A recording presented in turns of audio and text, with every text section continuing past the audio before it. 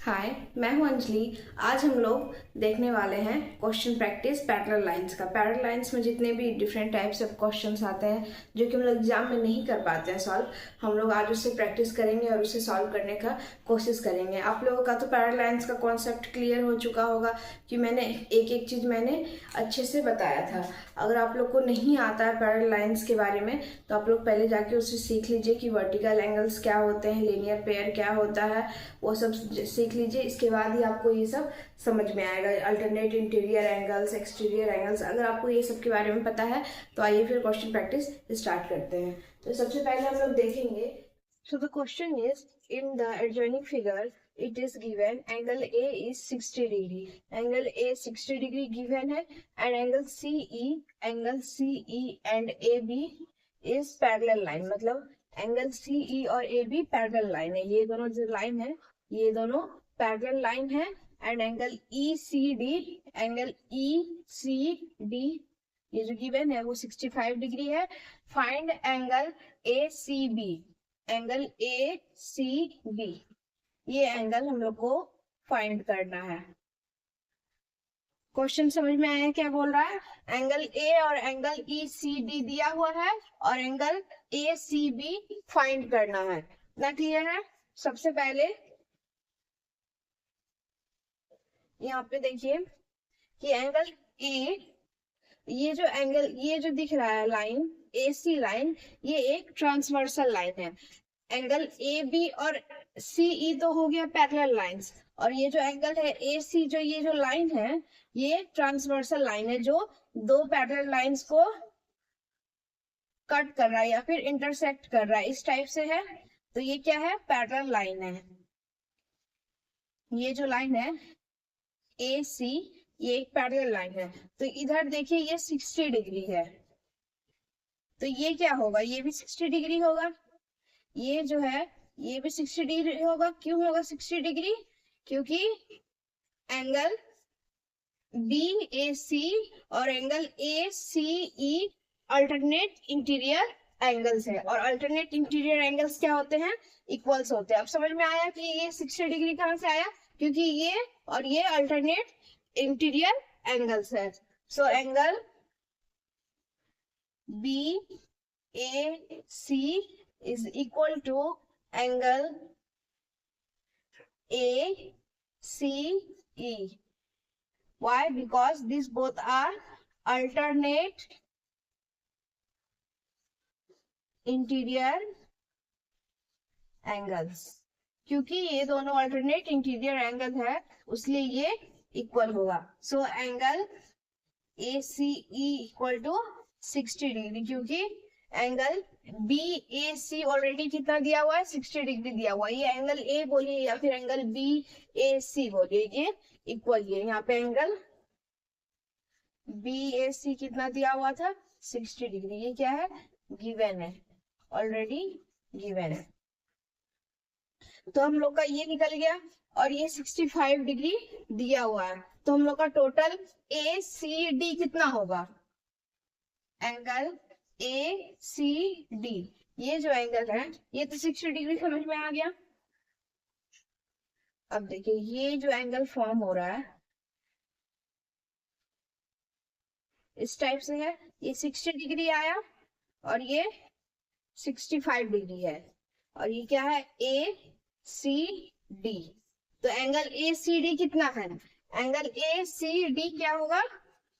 Angle ये E है, ये एंगल और ये एंगल को ऐड करेंगे, एंगल ACE और एंगल ECD को अगर हम लोग ऐड करेंगे तो ACD आ जाएगा। So addition of angle ACE plus angle ECD, इन दोनों को ऐड करने पे एंगल ACD आ जाएगा। तो कितना है? 60 डिग्री है, प्लस ECD कितना है? 65 डिग्री। ये तो गिवन है। इन दोनों को ऐड करने पे कितना आएगा? 125 डिग्री। तो एंगल ACE कितना आया? 125 डिग्री। तो ये जो टोटल एंगल है ये है, ये टोटल एंगल आया हम लोग का वो आया 125 डिग्री। तो इसमें पूछ रहा है कि एंगल ए सी बी कितना होगा। ये एंगल फाइंड करना है, ये दिया हुआ है और इसको फाइंड करना है, तो ये दोनों को तो ऐड करके तो आएगा।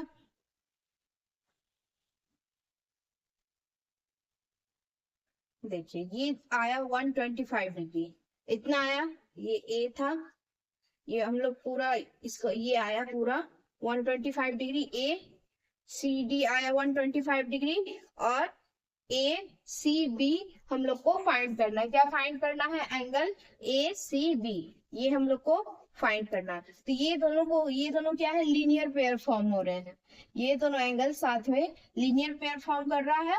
तो angle A C D plus angle A C B क्या होगा?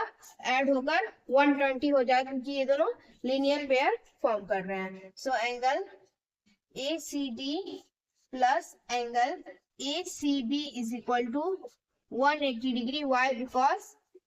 Because of linear pair. These both are linear pair. क्योंकि इन दोनों के पास दो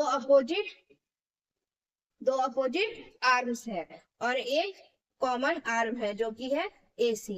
इसके पास भी AC है और इसके पास भी AC है, और इन दोनों के पास अपोजिट आर्म है CB और CD। अगर ऐसा रहता है तो वो लीनियर पेयर फॉर्म करते हैं। अगर आपको लीनियर पेयर का कॉन्सेप्ट क्लियर है तो आपको ये समझ में आ जाएगा।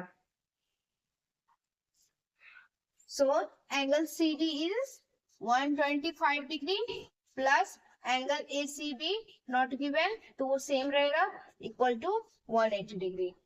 मैं क्लियर है? So angle ACB is equal to 180 degree plus 120, sorry इधर एडिशन हो रहा था, इधर सब्सट्रैक्शन होगा। इन दोनों को सब्ट्रैक्ट करके देखिए, 180 प्लस 125 कितना होगा? 5, ये 7 2 5, तो कितना होगा? 55 डिग्री। ये है आंसर, 55 डिग्री आंसर है, क्योंकि हम लोग को ये फाइंड करना था 55। ये ACB ये कितना आया? 55 degree. So this is the answer. So the second question is, in the adjoining figure, it is given that OA is parallel to EC and OB is parallel to ED। मतलब ये दोनों line parallel है एक दूसरे के और ये दोनों लाइन एक दूसरे के पैरेलल है। So prove that, या प्रूव करना है that angle AOB and angle CED equal है। तो हम लोग को क्या प्रूव करना है? टू प्रूव एंगल AOB और एंगल CED क्या है? ये 1 है और ये 3 है। सो क्या प्रूव करना है? To prove that angle 1 is equal to angle 3। ये हम लोग को प्रूव करना है इस क्वेश्चन में। तो गिवन क्या क्या है कि ये और ये पैरेलल है एक दूसरे का, और ये लाइन और ये लाइन एक दूसरे का पैरेलल है। तो एंगल OB और ED को देखेंगे तो इन दोनों लाइन के बीच में जो ट्रांसवर्सल लाइन है वो है EC क्या कर रहा है? एंगल ED को, लाइन ED और OB को कट कर रहा है। So here EC is a transversal of line OB and ED। क्या है ये? ट्रांसवर्सल लाइन है EC, OB लाइन और ED लाइन को इंटरसेक्ट कर रहा है, इसलिए ये ट्रांसवर्सल लाइन है। सो दैट तो angle 2 is equal to angle 3. Why? Because these two are corresponding angles.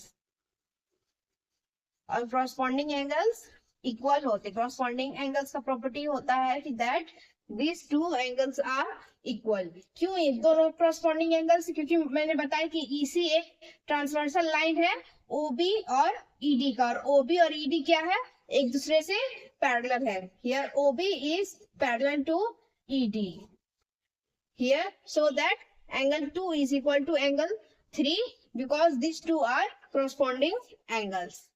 Similarly again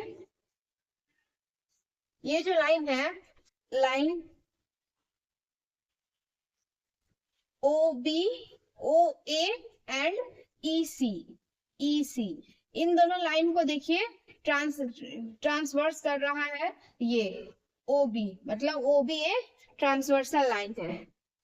again